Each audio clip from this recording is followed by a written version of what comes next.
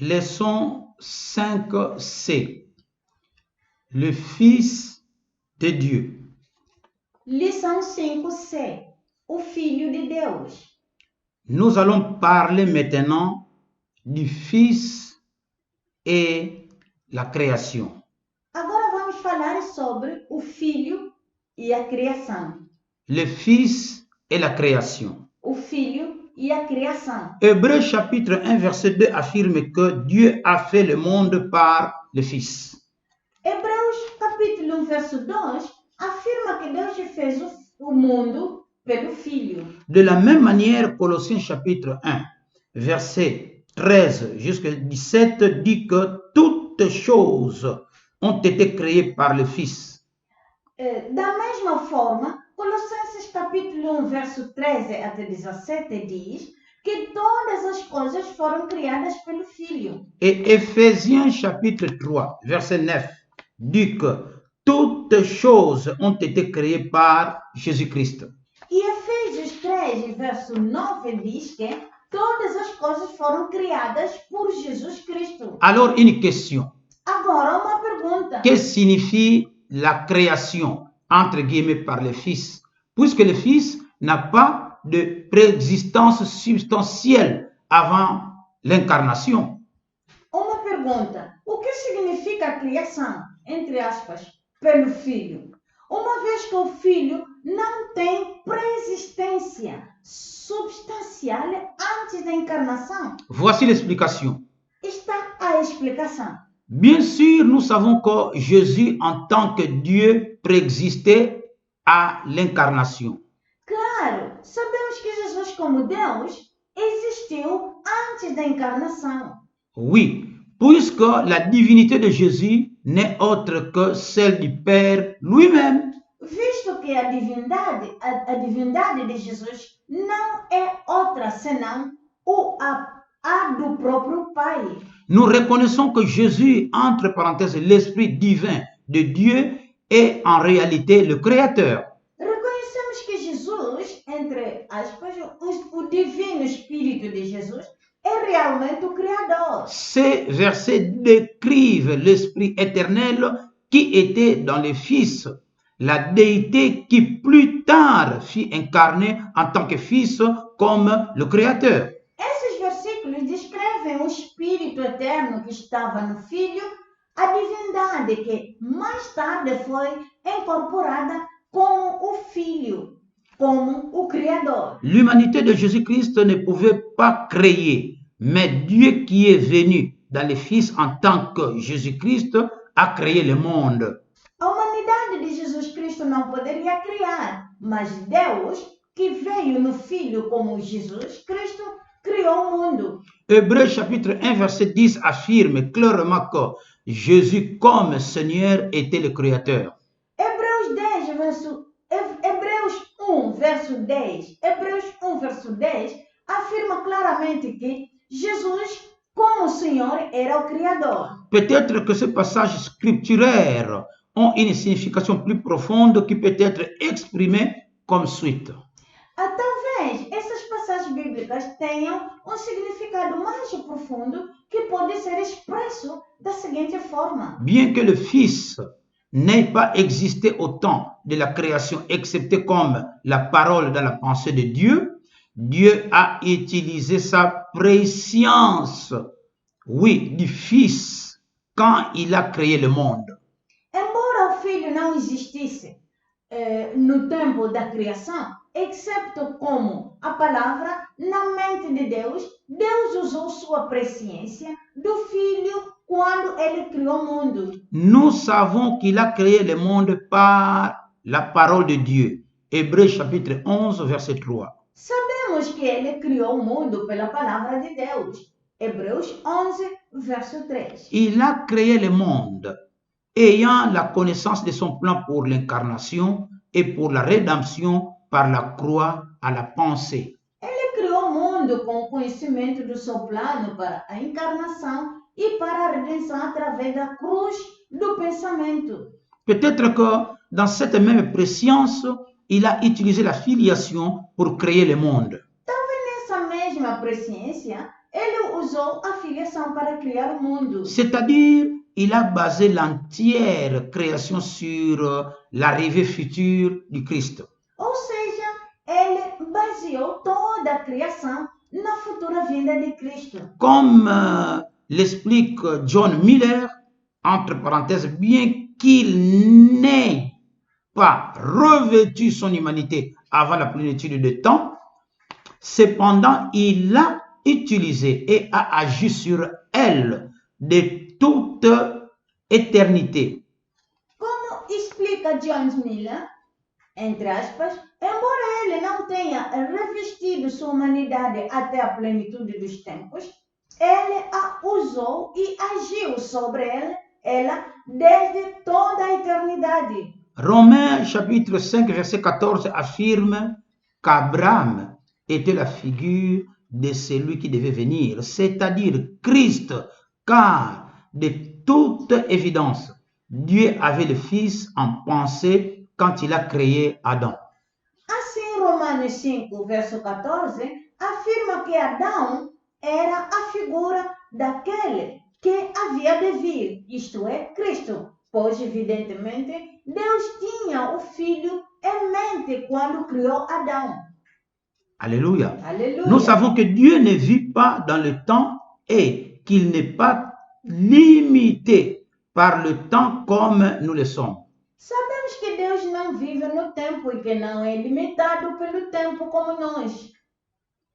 Il connaît l'avenir avec certitude et il peut prévoir un plan avec certitude. Ele conhece o futuro com certeza e pode prever um plano com certeza. Ainsi, il peut agir sur un événement futur parce qu'il sait qu'il va arriver.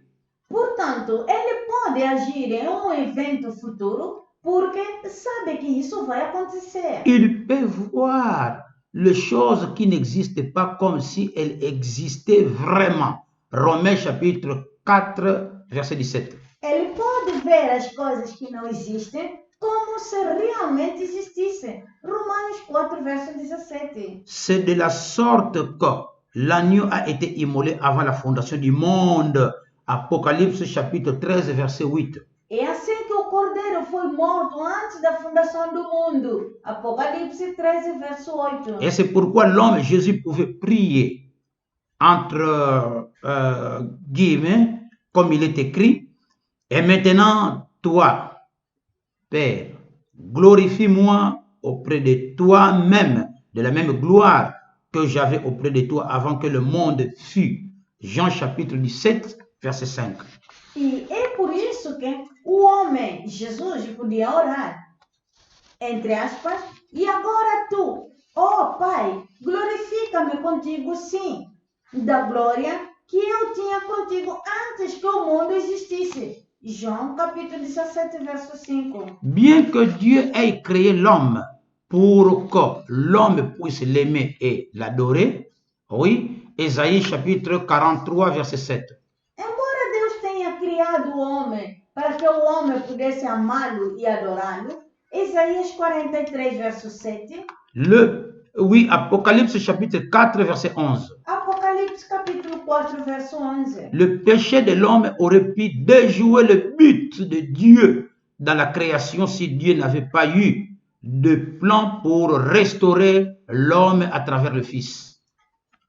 O pecado do homem poderia ter frustrado o propósito de Deus na criação se Deus não tivesse um plano para restaurar o homem por meio do Filho. Dieu avait prévu la chute de l'homme, mais néanmoins il a créé l'homme puisqu'il avait prédestiné, oui,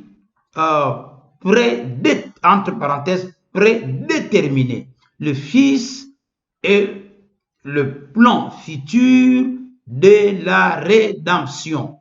Romains chapitre 8, verset 29 jusqu'à 32.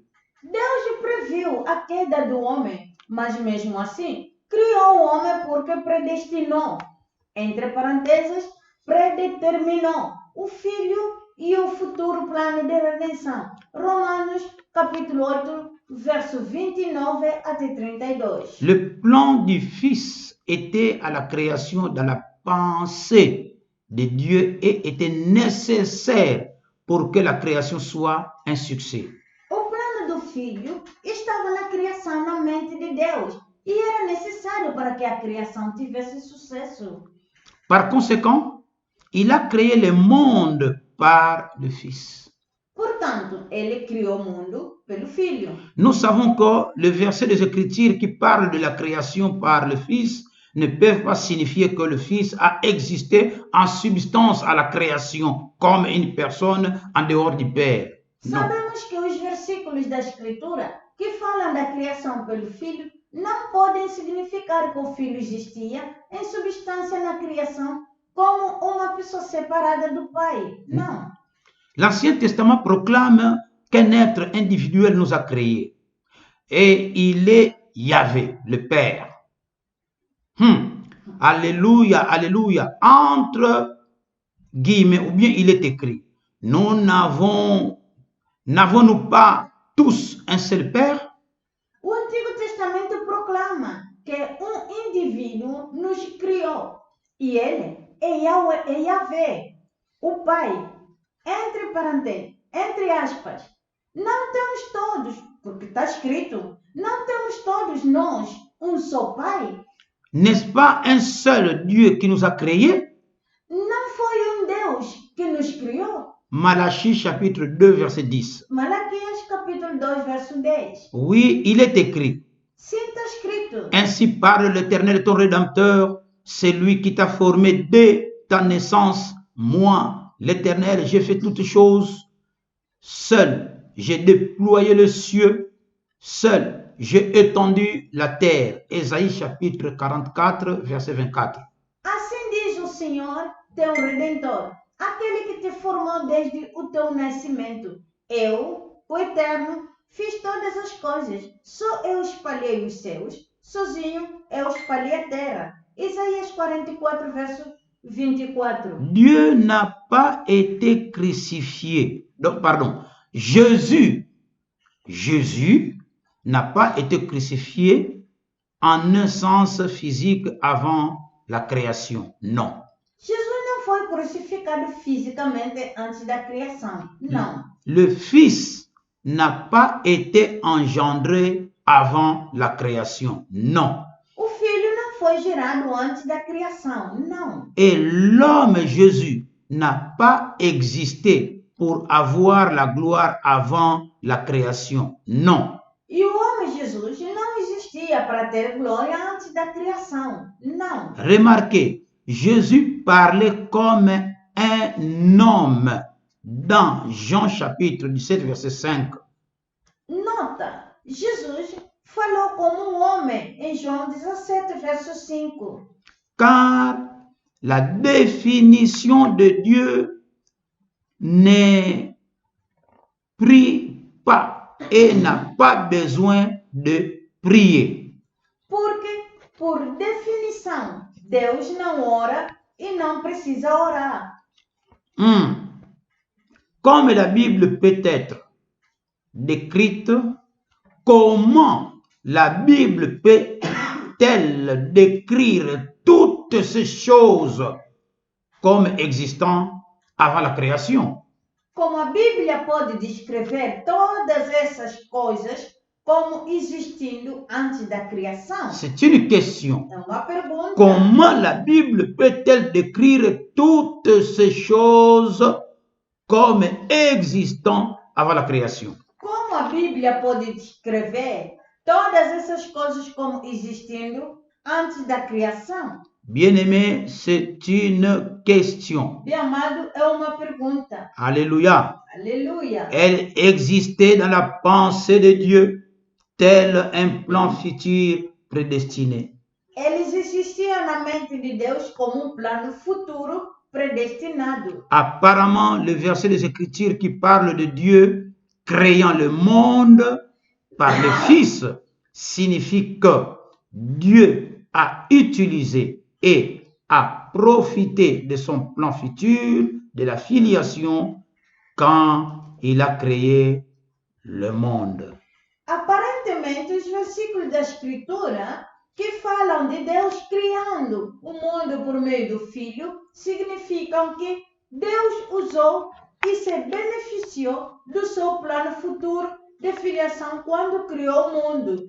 Certainement, le plan du Fils et de la rédemption a existé dans la pensée de Dieu avant et pendant la création. Certamente, o plano do Filho e da redenção existia na mente de Deus antes e durante a criação. Entre parenthèses, pour une étude plus approfondie sur ces concepts, voir le traitement de Genèse, chapitre 1, verset 26, dans le chapitre 7. Entre parênteses, para um estudo mais aprofundado deste conceito, veja o tratamento de Gênesis, capítulo 1, verso 26, no capítulo 7. En résumé, nous pouvons voir la création par le Fils de deux manières. 1. L'Esprit unique de Dieu qui, plus tard, s'est incarné lui-même en tant que Fils, était le Créateur. 2. Même si le Fils n'existait pas physiquement, Dieu avait le plan du Fils dans sa pensée à la création. Em resumo, podemos ver a criação do Filho de duas maneiras. Primeiro, o Espírito único de Deus, que mais tarde se encarnou como o Filho, era o Criador. Segundo, mesmo que o Filho não existisse fisicamente, Deus tinha o plano do Filho em sua mente na criação. Il s'appuyait sur ce plan. Il a compté sur la filiation pour accomplir son but dans la création en dépit de sa prescience du péché de l'homme. Ele confiou neste plano. Ele confiou na filiação para cumprir seu propósito na criação, apesar do seu conhecimento prévio do pecado do homem. Parlons maintenant du premier engendré. Agora vamos falar sobre o primeiro gerado. Le premier engendré. O primeiro gerado.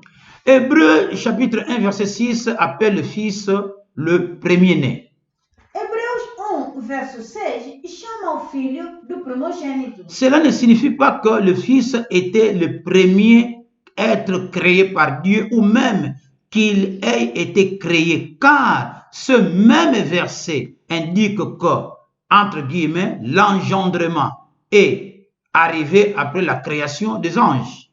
Isto não significa que o filho foi o primeiro a ser criado por Deus, ou mesmo que ele foi criado, pois este mesmo versículo indica que a geração veio, quer dizer, entre aspas, a geração veio após a criação dos anjos. Certainement, le Fils n'est pas, entre guillemets, éternellement engendré, non.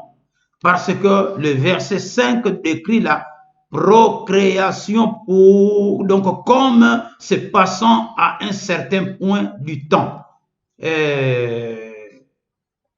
Tu es mon fils.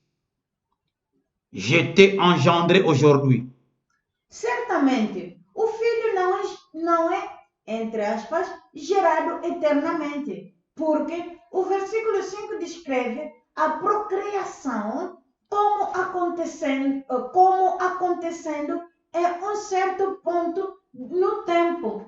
Entre aspas, tu és meu filho, eu hoje te gerei. Une question maintenant. Uma pergunta agora. Aussi, dans quel sens le Fils est-il le premier-né alors? Além disso, em que sentido o filho é primogênito? Voici la réponse. Está aí a resposta. Le terme a plusieurs significations. O termo possui vários significados. Dans un sens du mot, le Fils n'était pas seulement le premier engendré, mais aussi l'unique engendré. Jean chapitre 3, verset 16. No sentido da palavra, o filho não foi apenas o primogênito, mas também o unigênito. João capítulo 3, verso 16. C'est-à-dire, le Fils est la seule personne conçue littéralement par le Saint-Esprit, entre parenthèses, Dieu. Ou seja, o Filho é a única pessoa literalmente concebida pelo Espírito Santo, entre parênteses, Deus. La naissance virginale a rendu possible l'union de la complète déité et de la complète humanité en une seule personne. O nascimento virginal tornou possível a união da divindade completa e da humanidade completa em uma pessoa. De plus, le Fils est le premier-né dans le sens qu'il était planifié dans la pensée de Dieu avant toute autre chose. Além disso, o Filho é o primogênito no sentido de que ele foi planejado na mente de Deus antes de qualquer outra coisa. En outre, le Fils est le premier-né en ce qu'il a été le premier à vaincre le péché et la mort. Além disso, o Filho é o primogênito no sentido de que foi o primeiro a vencer o pecado e a morte. Il est le premier-né des morts. Apocalypse chapitre 1, verset 5. Ele é o primogênito dos mortos. Apocalipse capítulo 1, verso 5. Le premier-né d'entre plusieurs frères. Romains chapitre 8, verset 29. O primogênito de muitos irmãos. Romanos 8, verso 29. Et le premier-né d'entre les morts. Colossiens chapitre 1, verset 18. E o primogênito dos mortos. Colossenses capítulo 1, verso 18. Tous ces versets des Écritures utilisent le même mot grec, prototokos, comme dans Hébreux chapitre 1, verset 6. Todas essas escrituras usam a mesma palavra grega, prototokos, como em Hebreu capítulo 1, verso 6. Christ a été le premier fruit de la résurrection puisqu'il a été le premier à être ressuscité corporellement et à recevoir un corps glorifié. Corinthiens chapitre 15, verset 20. Cristo foi o primeiro fruto da ressurreição, porque ele foi o primeiro a ser ressuscitado corporalmente e a receber um corpo glorificado. 1 Coríntios 15, verso 20. Puisque Jésus-Christ est la tête de l'Église, qui est appelée, entre parenthèses, l'assemblée de, entre guillemets, qui appartient au premier-né, Hébreux chapitre 12, verset 23. Visto que Jesus Cristo é a cabeça da igreja, que é chamada, entre aspas, Assembleia dos, entre parênteses, que pertence ao primogênito. Hebreus 12, verso 23. Nous pouvons interpréter la désignation de Christ comme, entre guillemets, le premier-né, prototokos de toute la création. Dans Colossiens chapitre 1, verset 15, comme signifiant le premier-né de la famille spirituelle de Dieu qui est sorti de toute la création. Podemos interpretar a designação de Cristo como, entre aspas, o primogênito, entre parênteses, prototokos, de toda a criação, em Colossenses capítulo 1, verso 15, como significando o primogênito da família espiritual de Deus que veio de toda a criação. À travers la foi en lui, nous pouvons devenir fils et filles de Dieu par la nouvelle naissance. Romains chapitre 8, verset 14 jusqu'à 17. Pela fé nele, podemos nos tornar filhos e filhas de Deus por meio do novo nascimento. Romanos 8, de 14 a 17. Jésus est l'auteur et le consommateur de notre foi. Hébreux chapitre 12, verset 2. Jesus é o autor e consumador da nossa fé. Hebreus 12, verso 2. Le prince de notre salut. Hébreux chapitre 2, verset 10. O príncipe da nossa salvação. Hebreus 2, verso 10. L'apôtre est le souverain sacrificateur de la foi que nous confessons. Hébreux chapitre 3, verset 1. O apóstolo e sumo sacerdote da fé que confessamos. Hebreus 3, verso 1. Et notre frère. Hébreux chapitre 2, verset 11-12. E nosso irmão. Hebreus 2, verso 11 até 12. C'est dans son rôle rédempteur qu'il peut être appelé le premier engendré ou premier-né parmi les frères. É em seu papel redentor que ele pode ser chamado de primogênito ou primogênito, de primeiro filho, de primeiro nascido ou primogênito entre todos os irmãos. Le titre de Christ comme premier-né a une signification non seulement dans le sens de premier en ordre, mais aussi en puissance, autorité et prééminence. Tout comme le frère le plus ancien a prééminence parmi ses frères.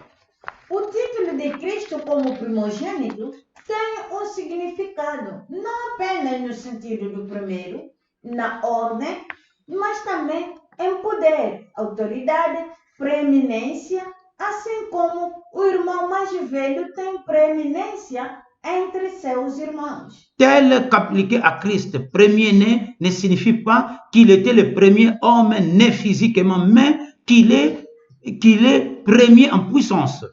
Quando aplicamos a Cristo o primogênito, não significa que ele foi o primeiro homem nascido fisicamente, mas que ele é o primeiro em potencial. C'est la signification première de Colossiens chapitre 1 verset 15, quand il dit qu'il est, entre guillemets, le premier né de toute la création, comme nous le voyons des versets suivants.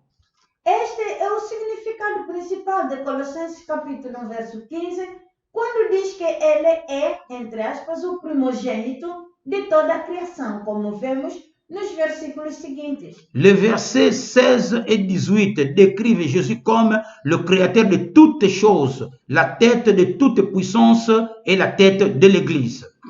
Os versículos 16 até 18 descrevem Jesus como criador de todas as coisas, o cabeça de todos os poderes e o cabeça da igreja. Que Dieu vous bénisse. Que Deus vos abençoe. Que Dieu vous bénisse. Que Deus vos abençoe. Et nous continuons. E continuamos.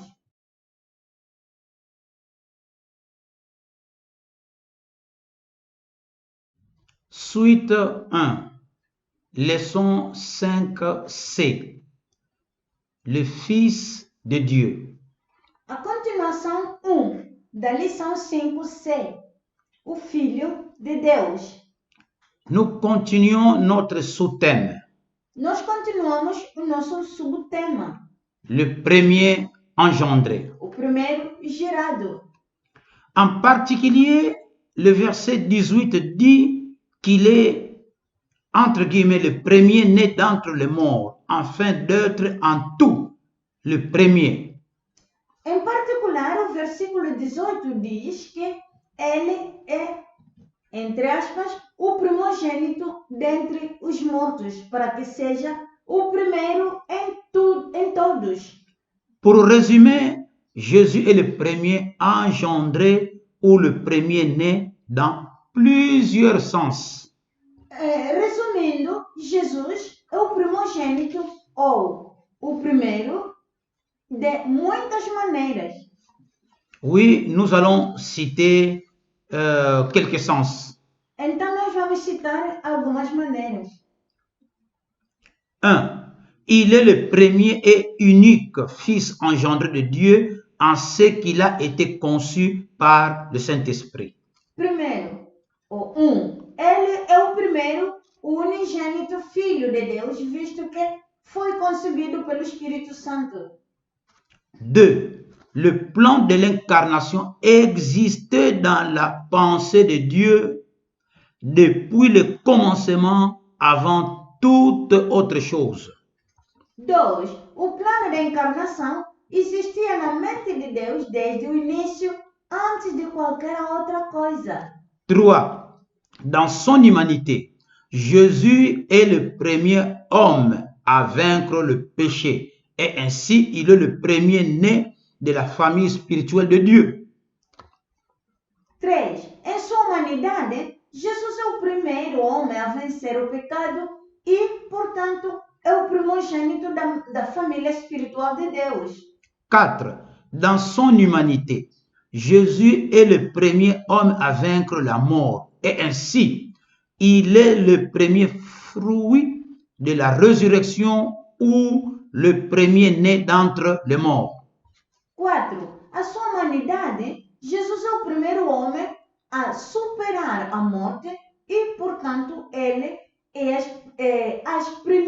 a primícia da ressurreição ou o primogênito dos mortos. 5. Jésus est la tête de toute la création et la tête de l'Église. Aussi, il est le premier-né dans le sens qu'il a prééminence parmi toutes choses et toute puissance, tout comme l'aîné des frères traditionnellement, oui, a prééminence parmi les frères. 5.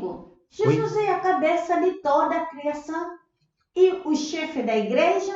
Então, ele é o primogênito no sentido de que ele tem preeminência entre todas as coisas e todos os poderes, assim como o irmão mais velho, tradicionalmente, tem preeminência entre seus irmãos. Oui, prééminence parmi ses frères. Sim, preeminência entre seus irmãos. Bien-aimés, Bem amados, le 4 premier point renvoie au fait d'être premier en ordre, alors que le 5e renvoie au fait d'être premier en puissance et en grandeur. os primeiros 4 pontos referem-se a ser o primeiro na ordem, enquanto o 5º se refere a ser o primeiro em potência e magnitude.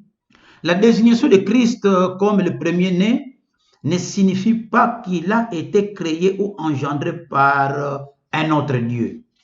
A designação de Cristo como primogênito não significa que ele foi criado ou gerado por outro Deus. Au contraire, elle signifie qu'en tant qu'homme, Christ est le premier et l'aîné des frères dans la famille spirituelle de Dieu et qu'il a pouvoir et autorité sur toute la création.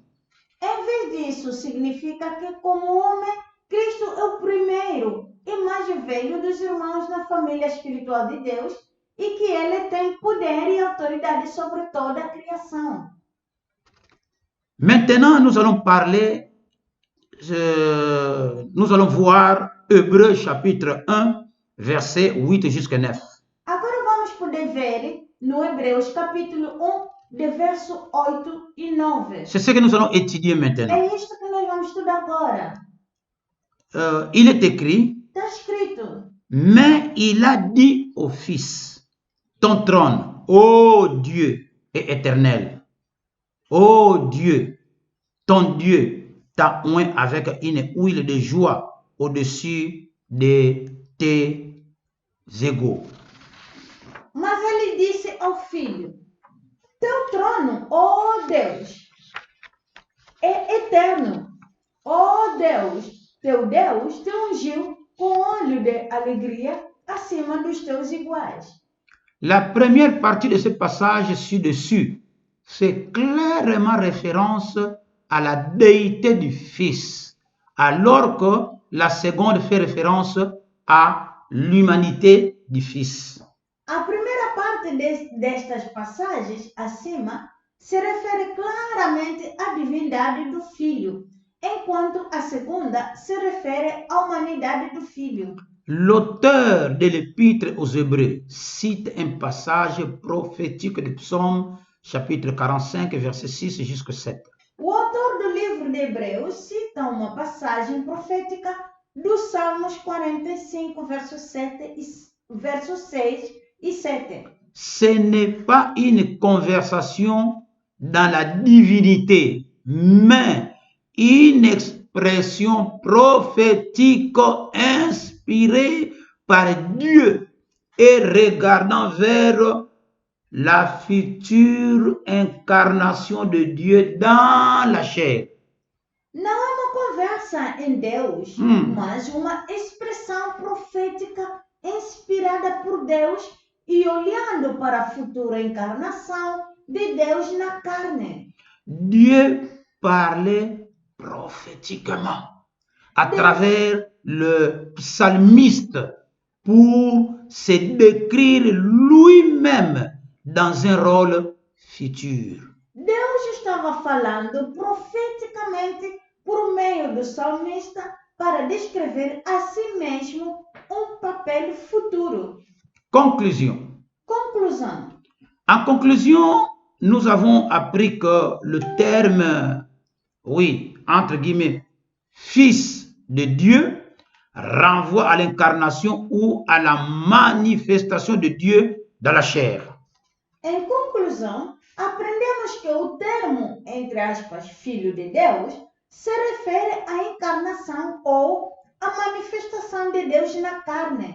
Dieu a planifié le Fils avant que le monde commençât. Mais le Fils n'est pas venu réellement à l'existence substantielle, donc substantielle avant la plénitude de temps. Deus planejou o Filho antes do início do mundo, mas o Filho realmente não veio à existência substancial até a plenitude dos tempos. Je répète, bien-aimé. Repito, bem amado. Dieu a planifié le Fils avant que le monde commençât, mais le Fils n'est pas venu réellement à l'existence substantielle avant la plénitude de temps. Deus planejou o Filho antes do início do mundo, mas o Filho realmente não veio à existência substancial até a plenitude dos tempos. Le Fils a eu un commencement, car l'Esprit de Dieu a engendré, entre parenthèses, a provoqué la conception de, oui, disons, le Fils dans le sein de Marie. O Filho teve princípio, pois o Espírito de Deus gerou, abre parênteses, realizou a concepção de, fecha parênteses, o Filho no ventre de Maria. Le règne du Fils aura une fin, car lorsque l'Église sera présentée à Dieu et lorsque Satan et le péché et la mort seront finalement jugés et soumis, le rôle du Fils cessera. O reino do Filho chegará ao fim, pois quando a igreja for apresentada a Deus e quando Satanás, o pecado e a morte forem finalmente julgados e submetidos, o papel do Filho cessará. Le Fils accomplit plusieurs rôles qui, dans le plan de Dieu, ne pouvaient être accomplis que par un être humain sans péché. O Filho desempenha várias funções que no plano de Deus só poderiam ser desempenhadas por ser humano sem pecado. Bien sûr, le but ultime du Fils est de procurer les moyens du salut pour l'humanité déchue. Claro, o objetivo final do Filho é fornecer os meios de salvação para a humanidade caída. Nous concluons 3 choses sur l'utilisation de ce terme, entre guillemets, Fils de Dieu. Concluímos 3 coisas sobre o uso deste termo, entre aspas, Filho de Deus. Première chose, nous ne pouvons pas l'utiliser en dehors de l'humanité de Christ, car les mots renvoient toujours à la chair ou à l'Esprit de Dieu dans la chair. Primeiro, não podemos usá-lo fora da humanidade de Cristo, pois as palavras sempre se referem à carne ou ao Espírito de Deus na carne. 2. Fils est toujours utilisé. Donc, deuxième chose, Fils est toujours utilisé en référence au temps. car la filiation a eu un commencement et aura une fin.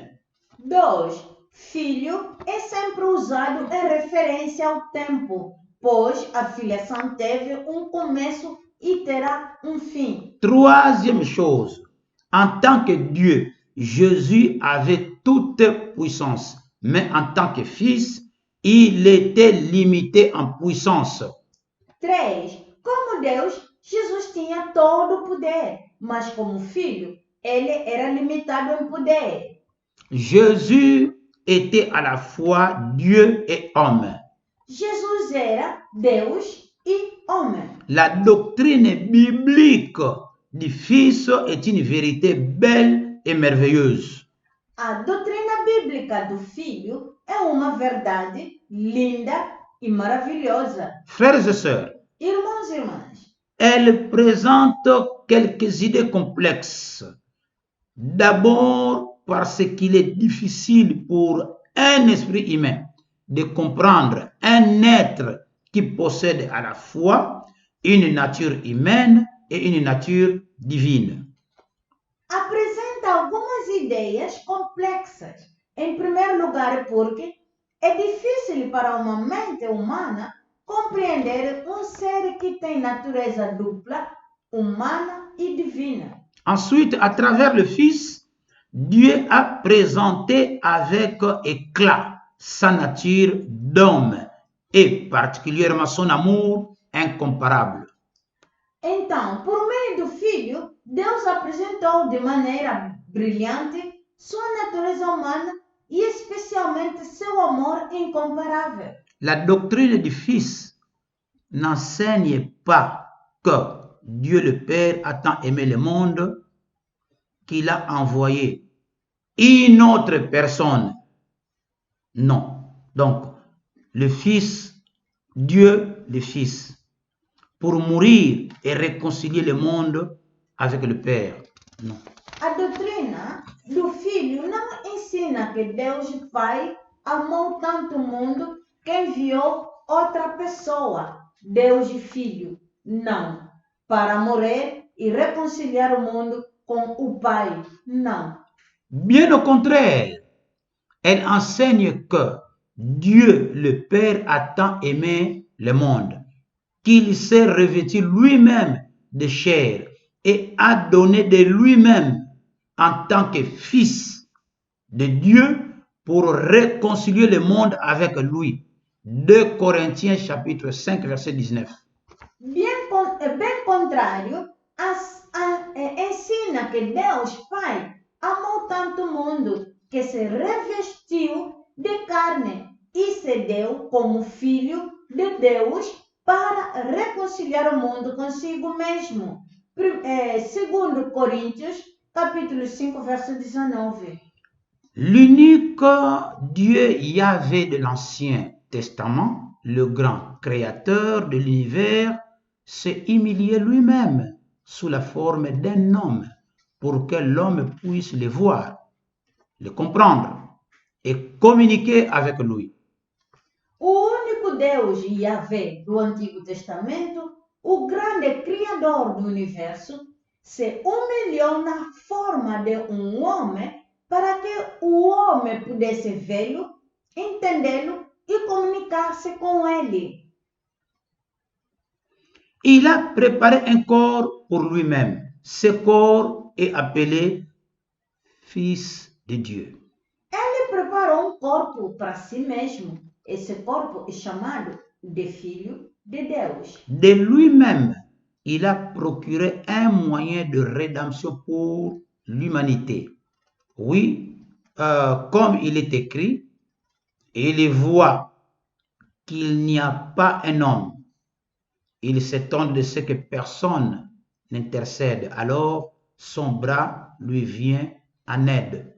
Ésaïe chapitre 59, verset 16. O próprio Deus providenciou meio de redenção para a humanidade. Conforme está escrito, ele vê que não há homem, fica admirado de que ninguém intercede. Então o braço dele o ajuda, ou vem em ajuda. Isaías capítulo 59, verso 16. Son propre bras procure le salut. Seu próprio braço traz a salvação. Une compréhension adéquate du Fils, par conséquent, a l'effet de magnifier et de glorifier le Père. Uma compreensão adequada do Filho, portanto, tem o efeito de magnificar e glorificar o Pai. Dans son rôle de Fils, Jésus priait le Père. Je t'ai glorifié sur la terre. J'ai manifesté ton nom. Je leur ai fait connaître ton nom. Jean chapitre 17, verset 4, verset 6 et verset 26. Em seu papel de filho, Jesus orou ao Pai, dizendo: Eu te glorifiquei na terra, manifestei o teu nome, fiz-lhe conhecer o teu nome. João capítulo 17, verso 4, verso 6 e verso 26. Le Père, à la fois, s'est révélé lui-même au monde et a réconcilié le monde avec lui-même à travers le Fils. O Pai se revelou Ele mesmo ao mundo e reconciliou o mundo consigo mesmo por meio do Filho. Que Dieu vous bénisse. Que Deus vos abençoe.